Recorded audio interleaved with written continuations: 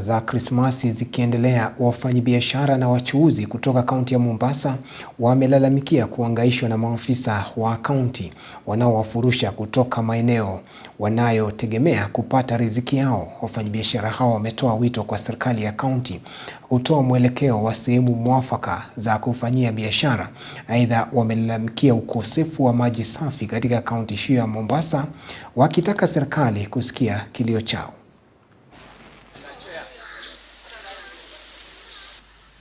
Na kitu wanafanya tunajua, wanachukua street boys, wanafungua kampuni zao, ndio wanaweka tenda, waseme kwamba we are balancing among community. We know and we can track it and we can tell them the truth.